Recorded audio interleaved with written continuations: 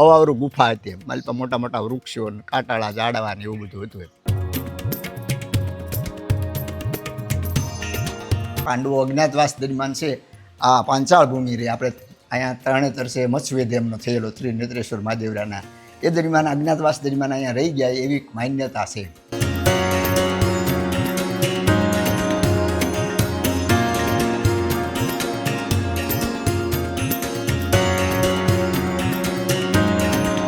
અજ્ઞાતવાસ દરમિયાન આ પાંડવો રહેલા કુંતામાં સાસ વલોવતા હતા ત્યારે ગોળી ડગતી હતી એટલે ભીમને કાંકરી લેવા મોકલી. એટલે કાંકરી મૂકેલી છે ડાબા હાથના પંજાનું પાસે આંગળી અંગૂઠાનું નિશાનનો પથ્થર અહીંયા છે.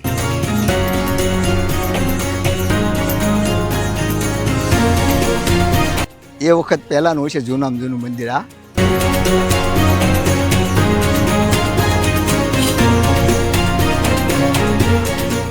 તો અત્યારે અમે આવ્યા છીએ ભીમરાની ગુફાએ અને આપણી વચ્ચે ઉપસ્થિત છે અહીંના સ્થાનિક એટલે કે રહેવાસી ભૂપતભાઈ. તે આપણને છે ને આ ભીમરાની ગુફા વિશે બધી માહિતી આપશે અને કેટલા વર્ષ ઘણું બધું જૂનું છે એ બધું આપણને બતાવશે.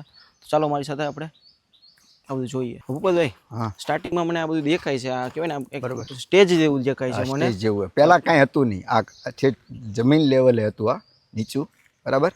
પછી આ સ્કૂલ શરૂ થઈ, સર્વોદય યોજના શરૂ થઈ એટલે 1972ની અંદર સર્વોદય યોજના શરૂ થઈ.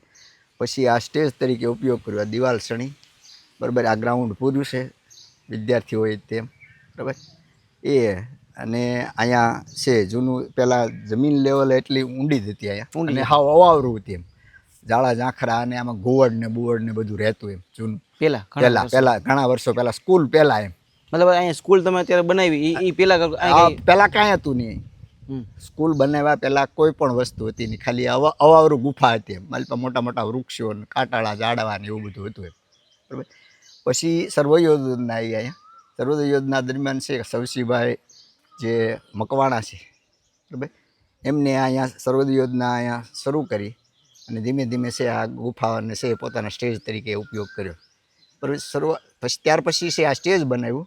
પહેલાં વિનને ચિત્રો છે આગળ, પેલું બુદ્ધ ભગવાનનું અને કૃષ્ણનું, બરાબર, એ પોતે દોરેલા છે સવસીભાઈ મકવાણાએ, બરાબર. ત્યાર પછી જે ગુફાની આગળ આ બંધ હતી, આમ ખુલ્લી એમ કે આ બધી ગુફાઓ છે જુનાગઢ સુધી લંબાયેલી હોય એમ. એટલે પછી શું થયું કે આગળ વિદ્યાર્થીઓ અંદર જોવા ન આવે એટલા માટે આગળ 1 ઇંચની પડદી મારી દીધી અને ગુફા બંધ કરી દીધી.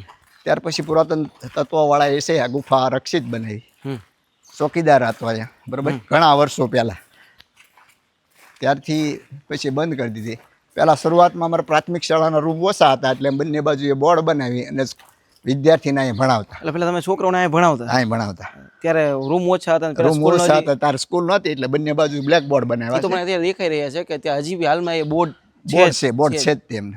અને ખાસ કરીને તમે કીધું કે આપણે આ દિવાલ અત્યારે ચણી છે, કેમેરામેન જો દિવાલ બતાવો તમે, આ દિવાલ ચણી છે એનું કંઈક જૂનું એવું માનવાનું છે કે આ દિવાલ આ ગુફા જુનાગઢ તરફ ખુલે છે. એવું છે કે જુનાગઢ તમે આપણે અંદર અહીંયા આવીને જોશો તો ગુફા ઘણી ઊંડી, પહેલાં એવું હતું ને કે દરેક ગુફાઓ છે એ જુનાગઢ સુધી લંબાયેલી હતી એમ કે બહુ જ સાધુઓ છે એમાં રહેલા, એટલે આ ગુફા છે એ ઘણી ઊંડી આમ હતી એટલે તારે બોરી દીધી. ગુફા ઊંડાણમાં આમ છે, આમ હતી, આમ ઊંડી છે, હા, બરોબર. પછી આ શું છે કે ઓલું બનાવવા માટે 1 ઇંચની આ પડદી મારી દીધી અહીંયા, બરાબર. અહીંથી આમ ઊંડી હતી પણ આમાં છોકરાએ કચરો બચરો નાખીને ઓલી કરી નાખી, બરાબર. આપણે જોઈ શકીએ ગુફા છે ને અત્યારે બોરી દીધી છે પણ હકીકતમાં હજી આ રસ્તો છે જ ને એમાં. આ રસ્તો હશે એમ પહેલાં કહેવાતું, એવું માન્યતા એવી હતી કે દરેક ગુફાઓ છે જ્યાંથી હોય જુનાગઢ સુધી લંબાયેલી હતી. પણ હજી સુધી આપણે કોઈ ગુફામાં કોઈ ગયું છે? ગયું નથી કોઈ.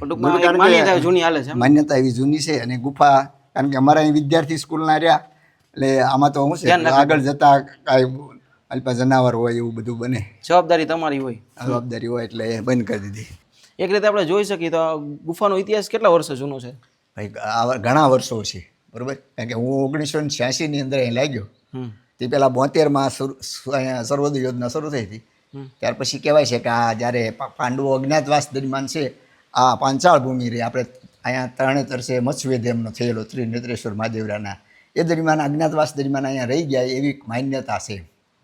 અને આનો ઉલ્લેખ છે ઉપર છે ગઢ છે ઉપર ભીમોરાનો જૂનો, બરાબર, નાજા ખાચરનો ગઢ કહેવાય. એનું ઝવેરચંદ મેઘાણીએ સૌરાષ્ટ્રની રસધારની અંદર છે એનો ઉલ્લેખ કરેલો છે. દૂધ ચોખાની લડાઈ એવું. પણ ગઢ તો આનાથી અલગ જ પડી જાય ને હા, ગુફા? અલગ જ પડી તો જશે. આપણો ગઢનો છે ને એક અલગથી વિડીયો આવવાનો છે, તો તમે એન્ડ સ્ક્રીનમાં એ વિડીયો જોજો. આપણો ફૂલ વિડીયો તમને ગઢનો મળી જશે. અત્યારે તમને આખી ગુફા બતાવી દઉં. અને પાંડવો અહીંયા તમે કીધું કે પાંડવો અહીંયા રહી ગયા છે, હા. તો પાંડવોની એવી કઈ નિશાની હા, નિશાની છે અહીંયા પાંડવો મને છે. બતાવજો ને. હા, અજ્ઞાતવાસ દરમિયાન આ પાંડવો રહેલા કુંતામાં સાસ વલોવતા હતા ત્યારે ગોળી ડગતી હતી, એટલે ભીમને કાંકરી લેવા મોકલી.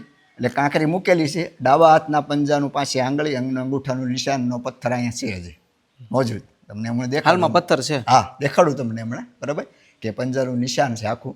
આ ગાદીનો ભાગ છે એટલો દબાયેલો, ચારે આંગળા અને અંગૂઠાનું નિશાન વાળું. અહીંયા બાબા આમટે પણ આવી ગયા, બરાબર. ક્વિટ ઇન્ડિયા વખતે, ભારત જોડોનું આંદોલન વખતે છે, આખી અહીંયા ઉપરથી આમ ચેનલ બનાવી હતી ફરતી વિદ્યાર્થીઓની, અહીંથી ચડીને આમ ફરતી એમ. પણ મેન ગુફાનું આપણે આમ જાણીએ તો આ પાંડવો અહીંયા વનવાસ કરી ગયા, એના લીધે જ આ ગુફા અત્યારે પ્રખ્યાત છે, અત્યારે જાણીતી છે. જાણીતી છે ભીમરાની ગુફા. ભીમરાની ગુફા એવું જ કહેવાય છે, બરાબર. અને તમે ઓલા ગઢનું કીધું, એ તો એક રાજાશાહી ગઢ છે ને કે જે ઉપર વર્ષો છે, પહેલા ઉપર ગઢમાં. અત્યારે તો હવે શું છે, ખંડેર અવસ્થામાં છે, ખાલી એમના જે કિલ્લાઓના થોડાક નિશાન ને એવું જોવા મળે માથે. મને અત્યારે ભીમની કાંકરી અને જે ઓલું રસોડું તો મને કહેતા હતા, એ બતાવી દેજો. આ સામે તો ચાલો આપણે જઈએ ત્યાં. અને અત્યારે આ ગુફાની કઈ ટિકિટ ને એવું કઈ છે જ નહીં, કાંઈ નહીં, કોઈ ફ્રીમાં હવા આવીને જોઈને વ્યા જાય, બરોબર. ઉપર છે માનસરોવર, તેમાંના બધા આટા મારે, બરોબર.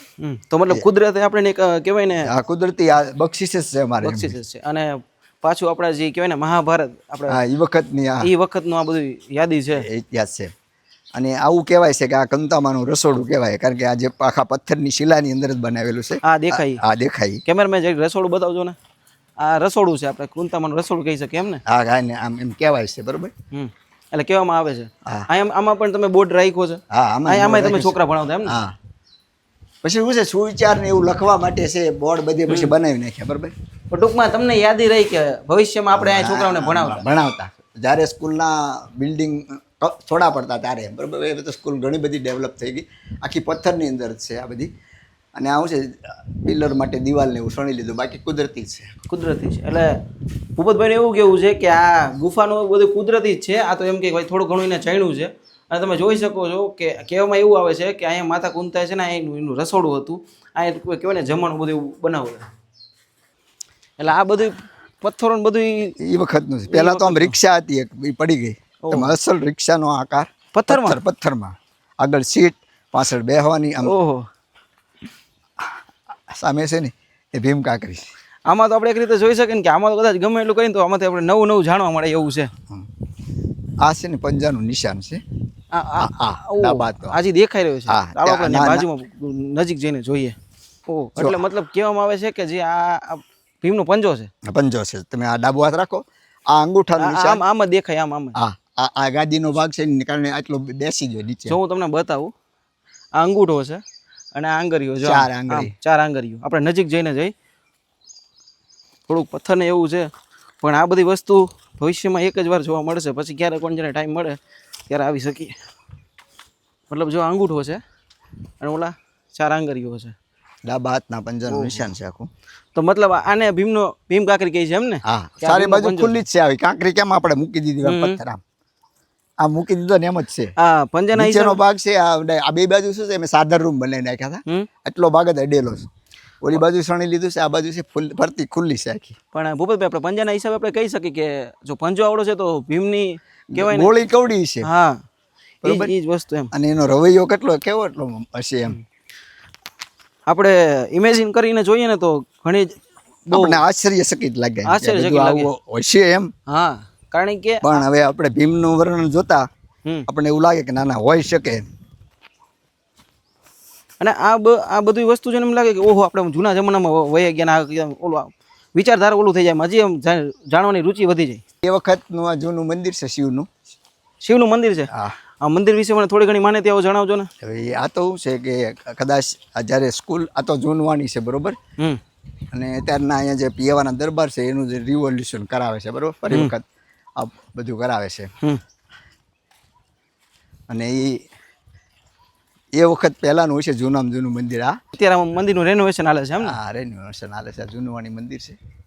એટલે મતલબ આ મંદિર અંદાજે કેટલું જૂનું હોય છે આપણે ગણી શકીએ તો હવે ઘણું બધું વર્ષો અત્યારે રેનોવેશન હાલી રહ્યું છે. પણ તમે મંદિરનું આમ કહેવાય ને, તમે જો આ બધું આ જોઈને તમને લાગશે કે મંદિર ઘણા વર્ષો જૂનું હોય છે, પ્લસ કે જો તમને આ મંદિરની અંદર એમ કહેવાય ને મંદિરનું અંદર એક મંદિર જેવું બનાવ્યું છે અને આપણે શું કહી શકીએ ભૂપતભાઈ તમે તમારી દ્રષ્ટિએ જોવા જઈએ તો આ તો શું છે આ ઉપર ઘુમ્મટ છે અંદરથી જઈને જોઈ લો અંદરથી બરાબર બરાબર અને અત્યારે રિવોલ્યુશન હાલે છે ઓહ મહાદેવ મહાદેવ મતલબ રેનોવેશન થઈ જાય પછી આનો કહેવાય ને હા દેખાવ વધી જશે અને આ બધું રાખ્યું છે એમણે પણ આની માથે ટૂંકમાં ના ના એમ આ લોકો કરે છે હો ને એમને. સર તો તમે લોકો ભીમોરાની ગુફાએ આવો ને તો આ મહાદેવના દર્શન કરવા ભૂલતા નહીં. આ મહાદેવના મંદિરનું નામ શું છે ભૂપતભાઈ? બસ મહાદેવ જ ત્યાં ને ભીમોરાના મહાદેવ. બરાબર તો ભૂપતભાઈ કહેવાય ને આપણે ઘણી બધી મદદ કરી અને સારી એવી માહિતી મળી આપણને જાણીને કહેવાય ને બહુ આનંદ મળ્યો કે આપણા રાજ્યમાં ગુજરાતમાં આવું બધું જાણવા જેવું છે ને ફરવા જેવું છે તો તમારા બાળકોને લઈને એકવાર કહીને અહીંયા વિઝિટ કરો.